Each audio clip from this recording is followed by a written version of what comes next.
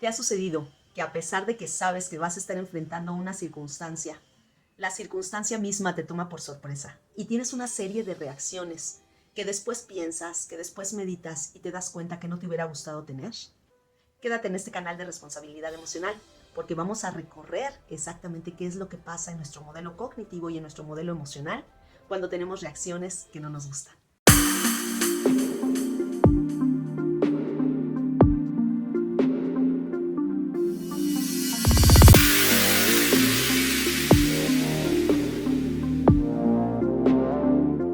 Una de las frases que más me gusta utilizar dentro del camino de la responsabilidad emocional es: esto es lo que hay. En ocasiones nuestro cerebro, por mitigar el dolor o por no estar en medio de una circunstancia que le amenace, hace lo necesario para crear una negación absurda en relación a la circunstancia que estamos viviendo. Esta negación genera resistencia y por supuesto que genera sufrimiento. Por eso es muy importante que todas las veces cuando estés enfrente de una circunstancia que no necesariamente sea la más agradable para ti, que no sea la que más te favorezca, debes de aprender a decirte en un tono cauteloso, con compasión, con mucha ternura: finalmente, esto es lo que hay. ¿Y por qué es tan importante esta frase de esto es lo que hay? Porque en la medida que aprendemos a enfrentarnos de una manera positiva, de una manera funcional, con las circunstancias que van pasando en nuestra vida, en la vida de otros o en el sistema, en esa medida vamos a evitar el sufrimiento. Seguramente pasaremos por trances de dolor, por trances de incomodidad, pero de sufrimiento no. Esto es lo que hay, es una frase que deberíamos de hacer parte de nuestra vida, en especial cuando vamos a enfrentar una circunstancia que sabemos que vamos a enfrentar. Voy a poner un ejemplo claro. Recientemente me invitaron a dar una charla a padres de familia que tienen a hijos preparándose para el Comipems. Si tú no conoces, el Comipems es un examen de admisión que se hace para la educación superior. En esta charla lo que platicábamos era cómo enfrentar el resultado positivo o negativo en la aceptación de sus hijos. Y yo recurrí a esta frase. Mencioné que una vez que uno tiene el resultado en las manos, lo primero que uno debe de concientizar es que esto es lo que hay, para posteriormente comenzar a tomar estrategias: 1, de diálogo, 2, de acción. Sucede que en ocasiones nos vamos a presentar en una entrevista de trabajo o alguien nos ha solicitado platicar un tema personal y vamos sin ninguna distinción de un plan A, de un plan B, conforme se vaya dando la conversación. Es importante que cuando tenemos algo entre las manos y ya estamos conscientes de qué es lo que hay, sepamos saber qué hacer con lo que hay. Voy a poner un ejemplo. Si una persona te invita a platicar porque ha encontrado que hay un problema económico entre ustedes, tú debes de ir perfectamente colocado en el discurso que vas a escuchar, en las razones, las verdades, las realidades que tienes, y con esto qué discurso vas a exponer. Como no sabemos de ninguna manera qué es lo que va a suceder, porque estamos incapacitados para conocer el futuro, se propone que se haga un plan A, un plan B y un plan C. Es decir, si la persona está invalidando los argumentos de verdad que yo voy a decir, entonces, y vas a crear un plan de diálogo y de acción, en donde vas a intervenir con frases que tú ya conoces o con acciones que probablemente sean llevar un comprobante de pago. Puedes tener un plan B. Si la persona se pone a gritar y ya no quiere escuchar, entonces vas a poner tus opciones de diálogo en donde no vas a dejarte influir por la emocionalidad del otro, vas a seguir manteniendo un diálogo equilibrado, un diálogo ordenado, no vas a caer en ponerte de nervios, contestar en el mismo tono, y vas a modelar el plan de diálogo y el plan de acción. Por ejemplo, en plan de diálogo puedes decir alguna frase que pueda mitigar los ánimos, y en el plan de acción puedes levantarte al baño, regresar. Este tipo de creación del plan A y del plan B hace que la vida no nos caiga por sorpresa. Es de pronto increíble pensar que la mayoría de los eventos que vamos a tener a lo largo del día los conocemos y sabemos perfectamente bien cómo es que se van a llevar a cabo y no vayamos preparados. Ser responsables emocionalmente es saber cómo es que vamos a gestionar las emociones de momento y qué acciones vamos a llevar a cabo. Pero si nos dejamos en manos de nuestro propio cerebro, que solamente es un órgano al que nosotros debemos de saber domesticar, corremos el alto riesgo de generar acciones que no nos gustan o que no son positivas para nosotros o para el sistema. Es importante la palabra domesticar. Domesticar al cerebro. Permíteme te explico que el cerebro no distingue entre la realidad de un sueño, entre la realidad de una película, entre la realidad y una visualización creativa. El cerebro todo lo considera como una realidad y ahí es en donde entras tú para domesticarlo. Lamentablemente, muchos de los habitantes de este planeta dependen directamente de las reacciones de su cerebro y nadie les ha avisado que lo pueden domesticar, que lo pueden guiar y le pueden enseñar. Incluso, me atrevería a decir que las personas que tienen más éxito en esta vida son las que han encontrado la manera de domesticar su cerebro. Es decir, encuentran la funcionalidad, la guía, la condición que se le debe de dar al cerebro como un órgano de supervivencia para lograr los fines y objetivos necesarios. Hay mucha gente que cree que es su cerebro, hay mucha gente que cree que el cerebro no se le puede llevar de un lado a otro y en cambio va deslizándose a través de lo que el cerebro va indicando hacer. Por favor, comenta aquí cuántas veces te ha sucedido que tú te vas atrás de lo que va indicando tu cerebro y no sabías que tú te puedes anticipar a la reacción de tu cerebro y de esta manera no ir atrás de él, poniéndote en riesgo y en manos de un órgano cuya única función es la supervivencia. Quiero comentarte que el cerebro se puede domesticar a través de diversas formas. La primera que yo sugiero la mayoría de las veces es a través de la escritura. Cuando tú al cerebro le dices qué es lo que puede pasar, y entonces le dices, cerebro, si sucede esto, el plan es este. Si sucede esto, el plan es este.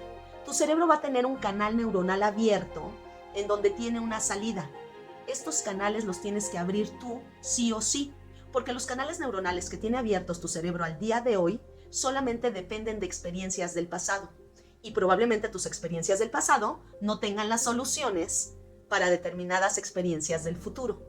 La visualización creativa es otra manera que yo sugiero para el cerebro darle salidas. ¿Qué pasaría si tú sabes que tienes que enfrentarte a una persona en el tema laboral que una y otra vez te ha metido el pie, que habla mal de ti con sus supervisores y que busca encontrarte en un preciso error para evidenciarte con toda la oficina? Tu cerebro no tiene ningún canal neuronal de salida, nada más el que ha practicado una y otra vez.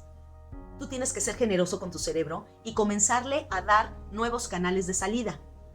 Por ejemplo, vas a escribir, si la persona en una junta empieza a mostrar información que no es verdadera o empieza a decir información que es falsa, vas a escribir tu plan A, vas a escribir tu plan B y vas a escribir tu plan C. Y posterior a eso, considerando que el cerebro no identifica entre realidad y visualización creativa, tú puedes generar una visualización creativa, en donde cierres tus ojos, respires, te sientas en paz, en orden, en equilibrio y comiences a decirle a tu cerebro cuáles son las emociones que siente en ese momento y con cuáles las va a sustituir. Efectivamente, la emocionalidad tiene la gran ventaja de que puede sustituirse de una u otra manera. Llevas a tu cerebro a la imagen. Está la persona diciendo cosas que no son reales, está diciendo falsedades, e inmediatamente comienzas a sentir impotencia, ira, vergüenza, frustración, invalidación. En ese momento le muestras a tu cerebro qué emociones son las que se sienten, qué emociones son las que en una realidad tú sentirías. Y posterior a eso, le empiezas a enseñar a tu cerebro cómo salir de esa emoción. Todo esto con los ojos cerrados, respirando. Insisto, tu cerebro no sabe que esto es una visualización creativa. Tu cerebro piensa que es parte de la realidad. Comienzas a decirle, entonces, a través de la respiración, vamos a mitigar la frustración y la vamos a sustituir por... Y tienes que tener muy clara la emoción que va a sustituir la frustración, la ira, la incomodidad, la vergüenza. Tienes que ponerle el nombre exacto y decirle al cerebro cuál va a ser esa emocionalidad. Entonces, vamos a sustituir por paciencia. En este momento nos sentimos pacientes porque sabemos que tenemos que esperar nuestro turno para hablar. Y le enseñas a tu cerebro a sustituir una emoción por otra. Después le vas a decir al cerebro, cuando sea nuestro turno de hablar, nosotros vamos a hablar tranquilos. Nuestra respiración va a ser uniforme y vas a respirar tal y como te gustaría estar respirando en esa junta, en esa reunión. Todo esto que tú le estás mostrando al cerebro le abre un nuevo conocimiento que lo puede llevar a canales conductuales diferentes a los que siempre tienes. Empiezas a hacer la respiración y después le dices el diálogo que probablemente puedes decir, ya sea un diálogo aleatorio, inventado, en donde tu cerebro comprenda que la emoción, el estado del cuerpo a través de la respiración y el modelo cognitivo a través del diálogo pueden hacer una perfecta intercesión para salir avante de la circunstancia. Si tú haces este ejercicio cada vez, en las noches antes de dormir, en las mañanas antes de salir a trabajar, en tu transporte público, tu cerebro va a comprender sí o sí que hay un nuevo modelo de conducta. Y cuando menos te des cuenta, lo va a estar haciendo. Es increíble pensar que a nuestro cerebro lo dejamos a su suerte, con lo que ha aprendido, con lo que vio cuando era un niño, una niña, con lo que le ha ayudado a defenderse a través de levantar la voz, de tener acciones de violencia, de mentir. ¿Sí lo ves? Entonces, con ese conocimiento que probablemente no es tan vasto para tu cerebro, pretendes que te ayude a salir avante de cada una de las circunstancias. No lo va a lograr. El sistema neurológico que posee nuestro cerebro no es lo suficientemente audaz para inventar una estrategia nueva en medio del conflicto. Te invito el día de hoy a que escribas. Tienes que escribir todos esos momentos, todos esos lugares visitados, conocidos por tu cerebro, en donde probablemente la timidez, la parálisis, la agresión, la huida, son la manera de salir de las circunstancias de conflicto. Si tú haces un emocionario todos los días, en donde escribas cuáles son las situaciones de conflicto que viviste y cómo las supervivió tu cerebro, te vas a dar cuenta cuáles son los canales comúnmente visitados por él, y entonces vas a poder ofrecerle nuevos canales de conducta. Escribe nuevos canales de conducta. Un día me funcionó, escríbelo y vea una visualización creativa para tu cerebro. Un día me funcionó, escribe un cuento, escribe la historia y crea un nuevo canal neuronal de acción para tu cerebro. Otro día me funcionó y haz un video en donde te puedas ver hablando, en donde te puedas ver haciendo esto que efectivamente te funcionó en algún momento. Yo, como especialista en neurociencia, te puedo garantizar que esta es una de las técnicas más funcionales y prontas de acción de tu cerebro. Darle salida para llevarlo a nuevas conductas va a ser algo que tú te vas a agradecer a ti mismo. Eso se llama domesticar el cerebro.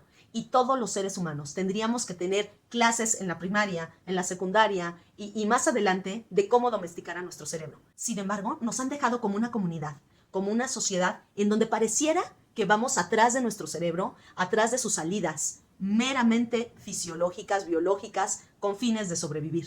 Escribe: yo soy más que mi cerebro y yo tengo la posibilidad de domesticarlo todas las veces que así lo desee.